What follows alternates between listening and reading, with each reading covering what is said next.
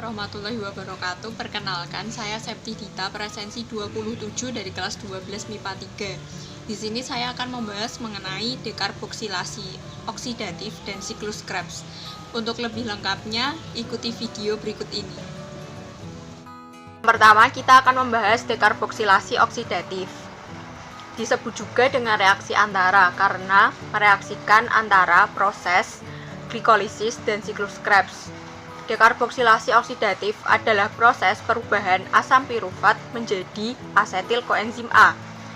Reaksi dekarboksilasi oksidatif terjadi di matriks mitokondria dengan substratnya yaitu 2 asam pirufat yang dihasilkan dari proses glikolisis.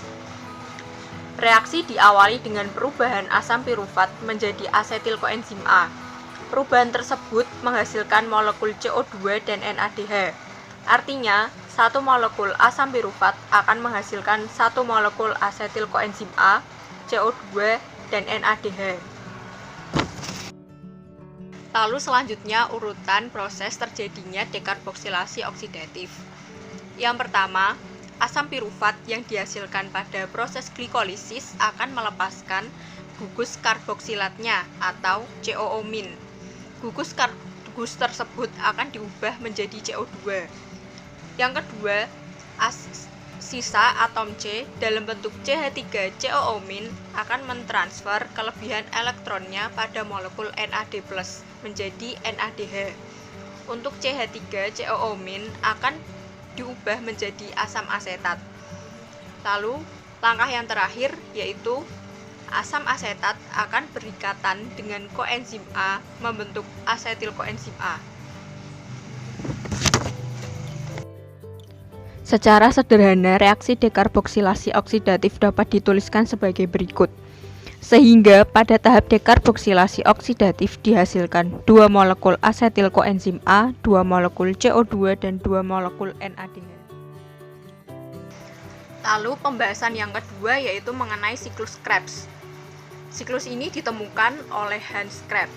Siklus Krebs adalah proses pengubahan asam oksaloasetat yang berikatan dengan asetil-CoA menjadi asam sitrat. Lalu, asam sitrat akan mengalami siklus membentuk asam oksaloasetat kembali. Sehingga siklus Krebs ini sering disebut juga dengan siklus asam sitrat. Reaksi siklus Krebs terjadi di mitokondria, lebih tepatnya di matriks mitokondria, dengan substratnya yaitu 2 asam oksaloasetat dan 2 asetil koenzim A.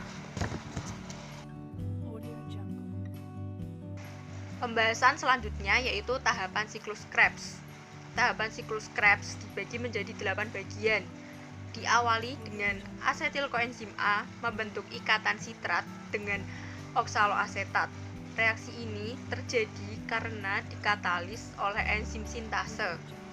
Asam sitrat yang terbentuk oleh enzim akonitase akan berubah menjadi isositrat. Lalu selanjutnya isositrat tersebut oleh enzim dehidrogenase diubah menjadi alfa-ketoglutarat. Dalam reaksi ini terjadi pelepasan CO2 serta dihasilkan NADH. Langkah yang keempat yaitu alfa-ketoglutarat yang dihasilkan akan diubah oleh enzim alfa-ketoglutarat dehidrogenase menjadi suksinil koenzim A. Lalu selanjutnya, suksinil koenzim A akan dirubah kembali oleh enzim suksinil koenzim A sintetase menjadi suksinat. Pada reaksi ini akan dihasilkan GTP yang bisa berubah menjadi ATP. Suksinat yang terbentuk akan diubah menjadi fumarat. Dalam reaksi ini diperoleh FADH2. Langkah yang ketujuh yaitu fumarat yang dihasilkan akan diubah oleh enzim fumurase menjadi malat. Dan langkah yang terakhir yaitu malat yang dihasilkan oleh enzim dehidrogenase akan diubah menjadi oksaloasetat. Pada tahap ini akan dihasilkan NADH. Secara sederhana, reaksi siklus Krebs dapat dituliskan sebagai berikut. 2 asetil koenzim A dan 2 asam oksaloasetat akan menghasilkan 6 NADH, 2 FADH2, 2 ATP, dan 4 CO2.